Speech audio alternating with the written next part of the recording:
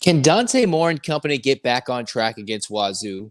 And Mick Cronin gives his keys to UCLA's success this season in 23 through 24. All that and more on Locked On UCLA. You are Locked On UCLA, your daily podcast on the UCLA Bruins. Part of the Locked On Podcast Network, your team every day.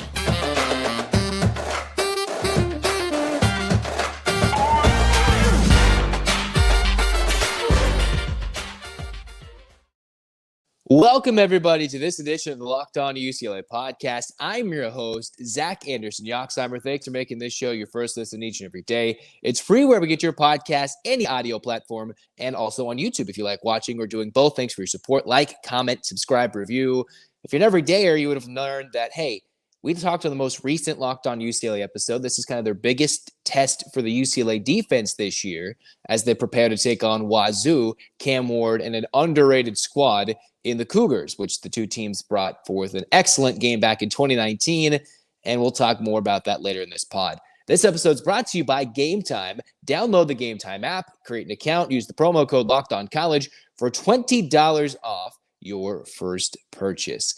Where we get started today is actually on the hardwood, as UCLA men's basketball coach Mick Cronin joined Jon Rothstein on a big podcast, and he gave some insight as to the team this year, what he expects, some keys, and what does UCLA need to do? Who are some players that have some key skills that UCLA will utilize this year with this team that's very young, a lot of newcomers, a lot of turnover from a team last year that was very much in national championship contention prior to two devastating season-ending injuries to Clark and Aday Mara at the end in the regular season or in the Pac-12 tournament. UCLA is going to have to lean on some of these newcomers. Lazar Stefanovic from the portal. A lot of freshmen coming in. You have 8 newcomers, 7 freshmen, 4 from overseas. With new guys, even from last year's team, or guys from last year's team, returners like Andrews and company, who's going to have to step up to an even bigger role. Mick Cronin listed a couple of guys like Aday Mara. He needs to be the best player and blossom even more when he was talking to Jon Rothstein about he needs to be one of the best players in the country for us to be really good. You also can hear him say, and what we've probably echoed this sentiment throughout the summer, Dalen Andrews is primed to take now a much bigger role, the Tiger Campbell role. I'm not sure that's going to result in him playing 38 to 40 minutes every game, but he is expected to take an even more bigger chunk of the pie as he comes into this season, and he's got to be ready, conditioned to do that. Mick Cronin quoted saying he's got to show why he recruited him to UCLA. And Mick Cronin went on this little tangent about how in UCLA history, the last 20, 30, maybe 40 years in his mind, and I kind of agree with him, you've seen this succession plan between UCLA guards that, we've seen Farmar, but then there's Darren Collison, and then there's Russell Westbrook, and then you've got, eventually a Campbell. You've got guards who come in and they're NBA level. You've got talent with Andrews, but he's going to bring a unique, different style than what Tiger Campbell brought. It's up to Andrews to be up to the task as a young point guard.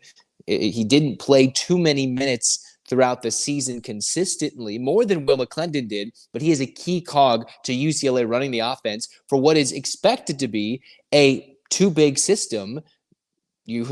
I heard Mick Cronin say, and he said this again, you're going to see a lot of UCLA two-big basketball, a lot of two bigs. We're going to run through the bigs. Even Darren Savino, who is at the coaching clinic in SoCal, where I think Ben Bolch was reporting, saying you're going to see a lot of two-big lineups from UCLA. And that doesn't necessarily mean Aday Mara and Aday Mara together. It might be Dante, William Tunjel. It might even be, much to my surprise, what Mick Cronin mentioned, Brandon Williams, the 17-year-old currently, the youngest member of the UCLA roster. As Mick Cronin always points out, he's not even a technical adult yet by being an 18-year-old heading into his freshman year. He is a freshman collegiate player that is not even 18. Brandon Williams might get some playing time as a versatile forward alongside Barriquet back and forth. And the other thing is UCLA, Mick Cronin says this, we've got potentially, he said this before, I think before the foreign trip, potentially 3 NBA first rounders, 3 NBA level like talent right now. Barriquet, William Tunjel, Aday Mara, and Aday Mara. Both of which he raved about, in which he talked about how Barriquet is needing to be a big big key weapon for us, considering he is only a freshman. He needs to grow and become a big key weapon for the Bruins defensively, the energy, everything in between. Mick Cronin is maybe in an uncomfortable role here, relying a lot upon the freshmen, relying a lot upon young guys, which is why there's so many. Doesn't want to get them all caught up in being too tired, too caught up in the game plan. Make sure this team is ready to go. But Bederke is going to have a lot of load to carry on the shoulders. As much as Mick Cronin wants to lighten that, he's excited to do that. And while Bona is getting a lot of praise, a lot of hype from Mick Cronin, and we obviously are very happy to have Bona back despite the injury to his shoulder, Bona, from what Cronin said, 100% back in practice, still limited and not doing any hitting, any contact in these drills. So the Bruins are making sure he stays healthy leading into the beginning of the regular season, which starts with the first month of November. The first game, exhibition-wise to the public, is available to see on Halloween night if the Bruins are going to go watch your Bruins.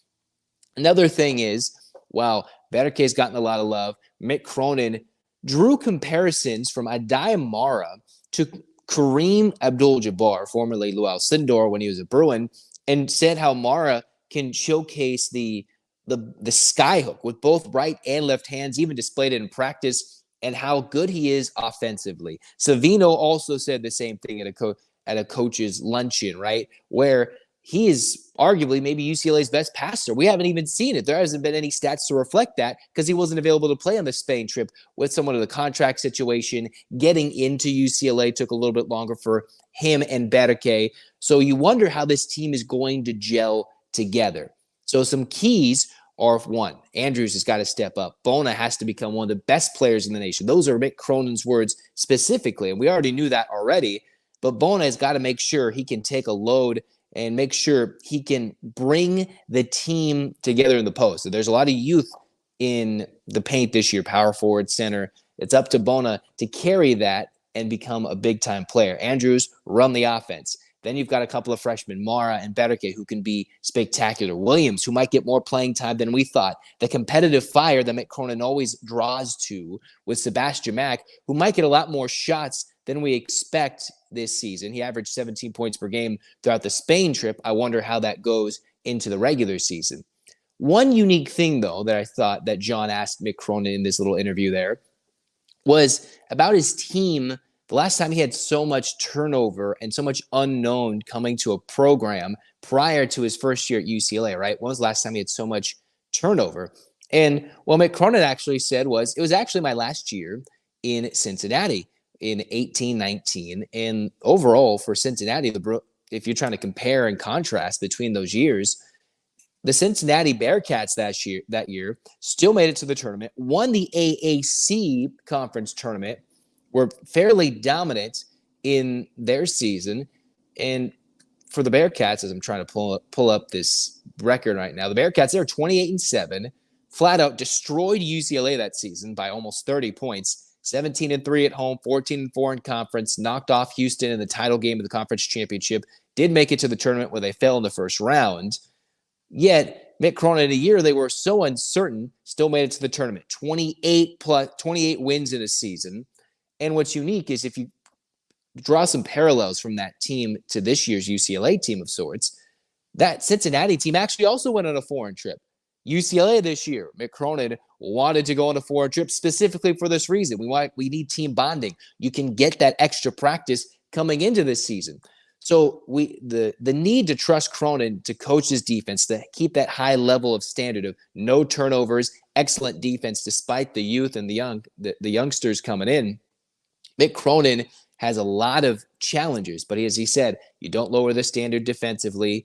You got to make sure you are the bridge. He mentioned this story, having coached prior as an assistant coach in Cincinnati, eventually go to Murray State, back to Cincinnati, how he learned in his early coaching career, Mick Cronin, the coach is the bridge from the drills you do to the game.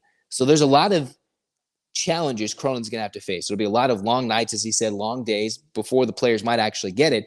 We might see UCLA suffer 7, 8, 9, 10 losses this year, but they could still rack up a big win total. It might be a slow start for the Bruins this year, and I'd be quite frankly shocked even though I hope differently and I'll cheer differently and might expect things depending on how the season goes in those early games, they might not win 2 games in the tournament that has now been shifted from Maui to Honolulu in the Maui Invitational. They might go 1-2, and they might go 0-3, needing those early season lessons, just like they took a season and go in Vegas and then took that and ran with it once everybody was healthy through the gauntlet of the Pac-12 through the rest of the regular season. We might see something similar, might see some peaks and valleys and everything in between.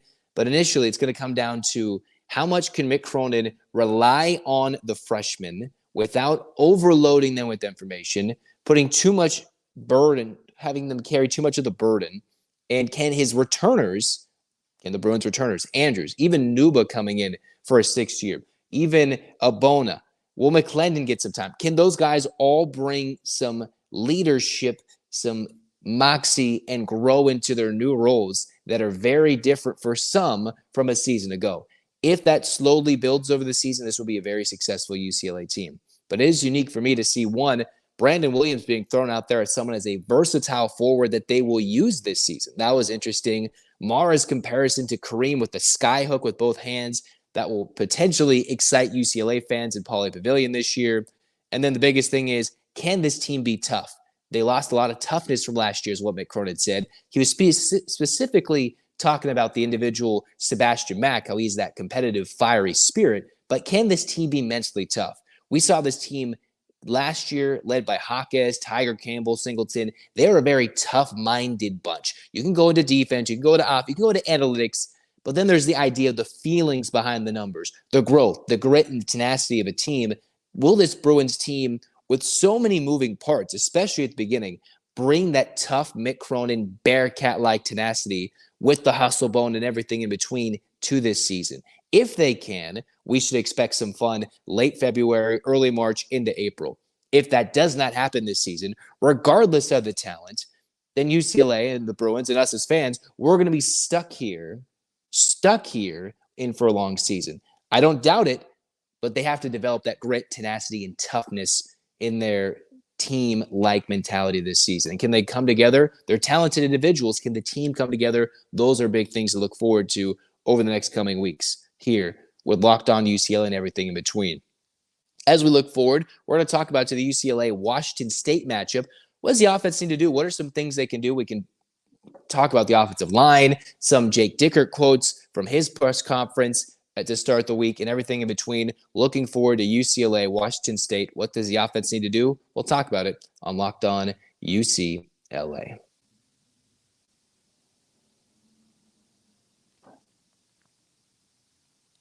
You shouldn't have to worry when you're buying tickets to your next big event, whether it's a last-minute ticket, whether it's anything. Maybe you haven't gotten your UCLA Wazoo tickets yet, and you're looking to see if you want to go to a Dodger playoff game on the same day. Game Time's got it all for you guys for the rest of the season, whether you're trying to go through the postseason, as a big Dodgers fan I am, going to go to some big UCLA games, arguably the biggest home game of the season for UCLA versus Washington State in terms of the talent, the brand, everything. Washington State is the biggest team the Bruins will face at home in the Rose Bowl this season. So you're going to go to Game Time and get those last-minute flash deals and also get the views from your seat. Are you sitting in the shade on a toasty Saturday in Pasadena? You're going to look at that on Game Time.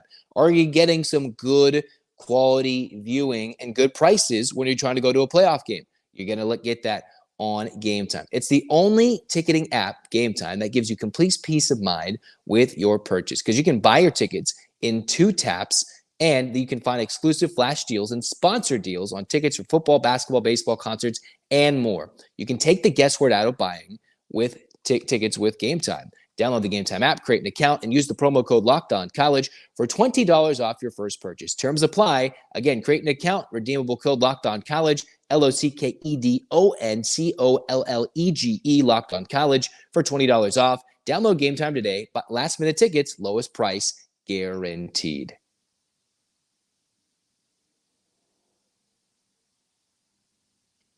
Cruising on, segment 2 of Locked On UCLA. Zach Anderson-Yoxsimer with you guys. And the Bruins, they got a big matchup. It's their biggest game of the season so far. Of course, every game's the biggest game of the year, week to week. But coming off a loss to Utah, Chip Kelly and the Bruins are against the wall looking to find a way to be successful in this season 2023. And while we'll talk about more expectations at the end of this pod, to have a good season, to have a really good season, you got to get a win in one of these next 2 weeks, at least one. It's tough to have a home game sandwich between a bye and two very tough road games at Utah, at Oregon State, both ranked teams, very tough. And then, hey, by the way, Washington State beat Oregon State, who just beat Utah. And Washington State's they beat two ranked teams. We saw Colorado struggle with Colorado State earlier this year. Washington State beat the brakes off the Rams in week 1 on the road in Fort Collins. So this is a Cougar team that is unique under Jake Dickert, who has found ways to win. And one of his quotes he talked about was, when coming off a bye, you get in a groove and that break takes away the urgency. That urgency is what he's talking about when asked about the potential and what you worry about coming off a bye as a head coach. And what I thought deeper about it, well, UCLA didn't have that urgency. Not that they didn't coming into the Utah game, but it almost comes at a perfect time. You saw some glaring mistakes, some glaring errors on the offensive line, some unique play calls, some drops, some overthrows on plays that needed to be made for UCLA to win that Utah game, which was absolutely winnable. It was a fantastic performance of both teams. It didn't light up the scoreboard. It was a unique game that was tough or exciting to watch, depending on the side or the brand of football you like to do. It needs UCLA's offense, the Bruins do, to be much better. Can they execute and do something different? Even Jake Dickert talk about when you're game planning for Chip Kelly, multiple schemes, multiple formations, different types of things week to week. So now that he has Chip Kelly, 2 weeks to plan for this Washington State game. I know they were out on the road recruiting, but you think of the mind, how to evolve the offense for a true freshman quarterback that isn't the true dual-threated quarterback that DTR was. You wonder, how can UCLA, one, protect? Do they switch up guys on the offensive line? Do you do, as many have already talked about, roll out Dante Moore, get him on the run, easy, quick passes to start the game? Where does this miscommunication that happen? Was it the offensive line, missed routes that eventually maybe led to the one pick six that started the game and was the difference in the game between UCLA and Utah to start the game? It is up to, obviously, the offensive line to get the job done. Washington State is not as dominant as other teams in the Pac-12 at forcing tackles for loss. They've done good things. They've had big games so far this season. They do have 19 tackles for loss, a few sacks. It's just not at the same high level volume as some of the other teams that UCLA is going to have to face. This season, Washington State, 19 tackles for loss, 8 sacks this season, and 3 interceptions this year. So while they haven't really turned it over this year, they're not truly forcing a lot of turnovers. So the big thing is, it might be a little easier for UCLA in this game, one would hope, to take care of the football. One of my keys for that Utah game was turnover-free football in a rowdy environment on the road with a true freshman quarterback. First play from scrimmage, boom. Another costly turnover in the red zone, boom. Game was pretty much game, set, match, over. Now, can UCLA work on those things, give more time to process and go through those progressions, make those reads, whether it's a quick hitting route on the outside? I'm not entirely sure how they do it, or is it just the offensive line is a wash this year, and you've got to completely change up the game plan? That's why, as Jake Dickert said, he's worried about his team's momentum and groove coming out of the bye. Maybe not specifically his team, but the theoretical coming off the bye. How can Chip Kelly and the Bruins coming off the bye invent something, be innovative over the 2 weeks into something that's different? I have been proclaiming, bring out Colin Schlee for a series, a few plays. I know some of you in the comments have talked about it jokingly, overall, the answer, whatever. Mix it up. Do something different. Maybe you've even argued for Garbers to come in. I don't think that's the case. I do think Garbers is a talented quarterback that could be starting at other places in the country and could still certainly see some playing time in key moments this season. But we've seen Dante Moore make some throws that are absolutely spectacular, even in that Utah game, despite an under 50% completion percentage against the Utes, in which the Bruins had no time for Moore to throw. So I think the biggest thing is, do you have to simplify the offense even more? Do you have to get receivers open? Heck, even Titus Mokiao-Atamalala, who has not played this year, was spotted at practice. I think Bro Report caught a video of him at practice running around, and you wonder, will he be back? He's supposed to, in my mind, be a guy that could have had a breakout 2023 season. I know Cam Brown's had a big touchdown catch. J. Michael Sturdivant's already big time. We know Logan Loya's name already as a punt returner and a receiver. Can they get a key receiver back and help that add to the repertoire and the weaponry the Bruins can use in this game?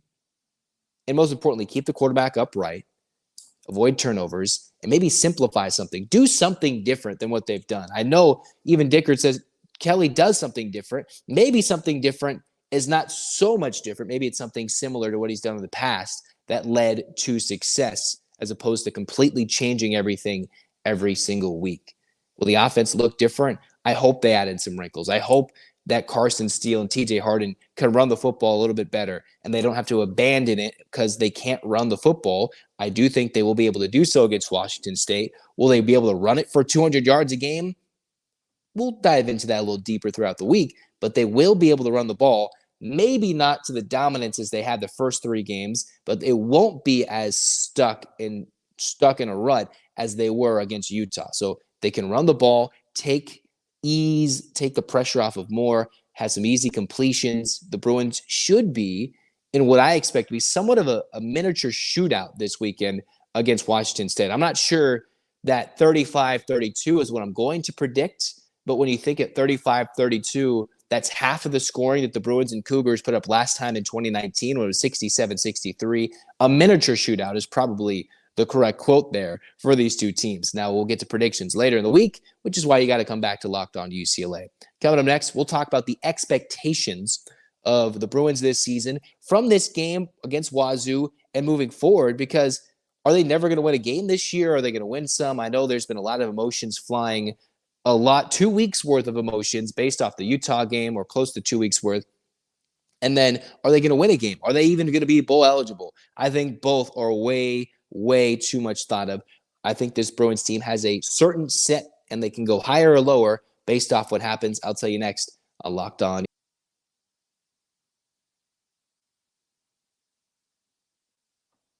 Bird dogs make you look good. That's all this ad has to be. They make you look good, and then they feel good, and they feel sculpted. They have anti-stink, sweat-wicking fabric that keeps you cool and dry all day long. Heck, this week, you might be going to the football game and be like, hey, what do I want to wear? I want to wear shorts, but then I'm sweaty, I'm stuck. I try to get off my little bleacher seat in the Rose Bowl, and it's like, I'm still stuck. And then it's just stuck to your skin. No, you want to wear the perfect, amazing shorts, because Bird Dogs are stretch khaki shorts designed to fit slimmer so they feel good on the legs and the thigh, giving that sculpted look, making you feel good so you can wear the Bird Dogs. Functional for any occasion: golf, date, evening out, pool, anytime. Perfect. Maybe you want to bust them out during this noon game against Washington State. Stay cool, feel good, don't stink, and you can go cheer the Bruins on to victory. Go to birddogs.com/lockedoncollege or enter the promo code LockedOnCollege at checkout for a free Bird Dogs water bottle with your order. That's birddogs.com/lockedoncollege for a free water bottle at checkout. You don't want to take off. You won't want to take off your Bird Dogs off. I promise you. You won't. I wear them when I go to the theme park all the time. Do it. Get some. birddogs.com/lockedoncollege.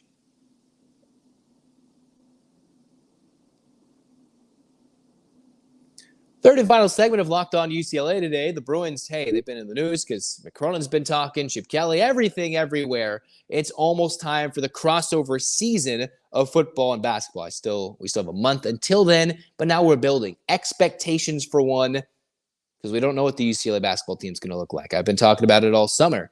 We know some idea of lineups that could happen, but we'll get to that on future episodes. And as we've talked about already, Mick Cronin's thrown out his various ideas and thoughts of his players on podcasts, interviews, press conferences, what we think they've done based off the Spain trip. Now that different players are here, there's expectations for UCLA men's hoops. But we're going to talk about UCLA football expectations, because there seems to be a lot of emotional ties to what the Bruins can do the rest of this season. A lot of it is tied to this football game for the Bruins coming up against the Cougars, where UCLA is actually favored at home against a ranked opponent, and some are slighted. I was somewhat shocked that Washington State is not favored in this game heading into the matchup at the Rose Bowl, considering, hey, they had a bye too. It's not like they're coming off an emotional win at home and they get sucker punched with a quick road trip to SoCal, even though the Bruins haven't beaten the Cougars at home since 2011.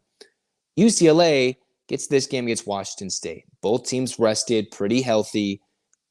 Washington State coming off their biggest, arguably the biggest win of the season. They've had quite a few. UCLA coming off their first setback. If UCLA can win this game against Washington State, that can reset expectations. And I don't want to put them too high and immediately put them in the Pac-12 championship conversation. If they beat Utah and held on, then if they could have come back and done it. That would have been a nice steal of a victory in Salt Lake City, where UCLA could have been marching to a 10-win season and deep end-of-season drama when it came to positioning for the top two spots in the Pac-12 in the conference title game. Now you've got to be nearly perfect, maybe maximum, and it is a maximum of one loss to get you in, one more loss, one more mulligan to get you in the Pac-12 title game.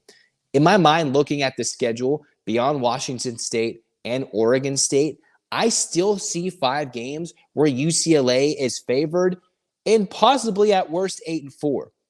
Now, it's tougher to do so when you have to face Colorado, who's going to probably light up the scoreboard with points. It might be better, and Travis Hunter, we'd expect, would be back for that game.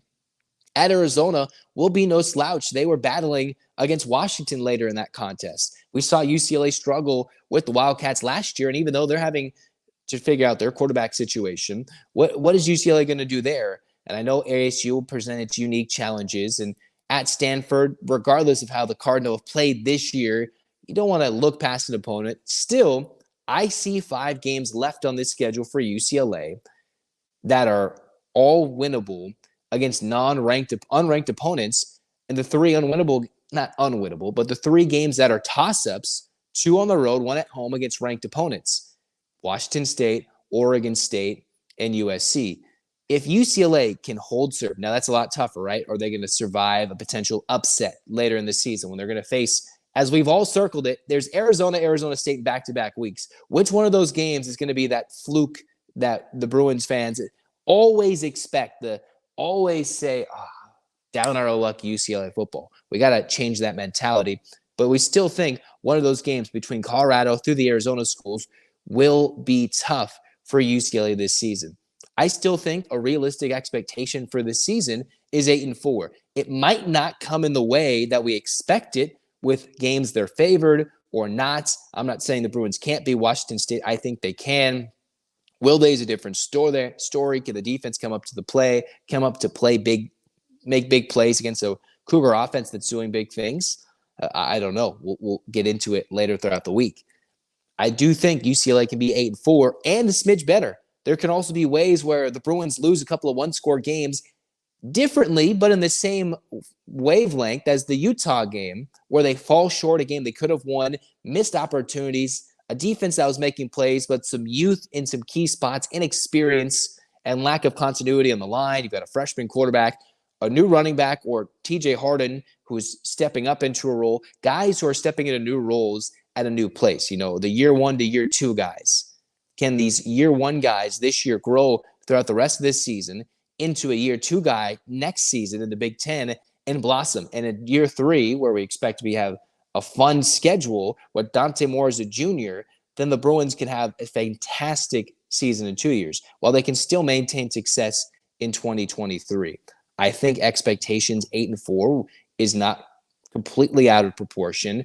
Maybe they get an upset and they beat a team they don't expect to beat. Even though they're favored against Washington State, it still should very much be an upset despite being favored.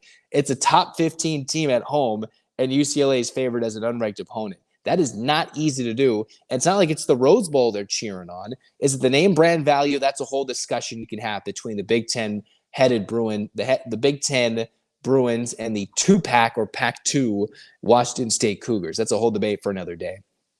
I do think 8-4 is a realistic expectation, but one of these next 2 weeks, a win can kind of elevate expectations. It just sucks that the toughest games come in this portion of the schedule. A win this week, and the momentum shifts to a primetime matchup against Oregon State. And then if the Bruins win that game, you're thinking Pac-12 championship game again. Got to start 1 week at a time, but these are the two games that decide, all right, we're playing for bowl eligibility in an 8-9 win season, or are we still in the thick of the Pac-12 title race just to make it for the first time in a decade? We'll find out more if they can beat the Cougars, if they can beat the Beavers. And while there's all this talk about the mediocrity of Chip Kelly, the 500 record, you win these games, you go 2 games over 500. Chip Kelly's beaten 2 ranked opponents in a row and an easy portion of the schedule. That's how quickly the narrative can shift just from one game to the next over this next couple of weeks in the month of October. I know October is known for postseason baseball, but right now it's going to define UCLA's season based off their performance. If the offense improves and the defense continues its outstanding play so far, then we know the Bruins just had a hiccup. If they don't, then they just weren't a well-constructed roster, or is it a coaching problem? All those things will be answered in the coming weeks in the final Pac-12 season for UCLA. Expectations, 8-4, they can easily exceed those. They just got to prove it, starting with this weekend.